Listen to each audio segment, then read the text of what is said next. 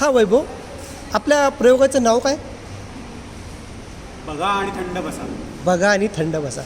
ह्या प्रयोगाविषयी काही अनुभव सांगता येईल थोडक्यात? हो, की या प्रयोगाविषयी असं की मला शेवटच्या मिनिटाला हे कळलं की याच्यात एक कॅरेक्टर आहे जे तुम्हाला करायचं आहे.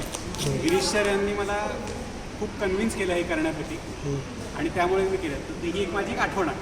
बरं, तुम्ही तुमच्या पात्राविषयी काय सांगू शकाल 2 शब्दात?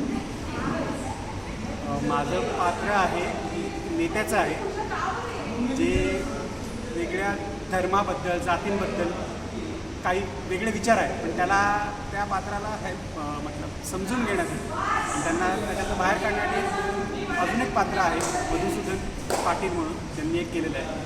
त्याच्यामुळे त्या नेत्याचं जे कॅरेक्टर माझं आहे त्याला एक जाग येते की हे जे चाललं आहे याच्यापेक्षा बाहेर पडलं पाहिजे आणि कसं चांगलं वागतं. धन्यवाद.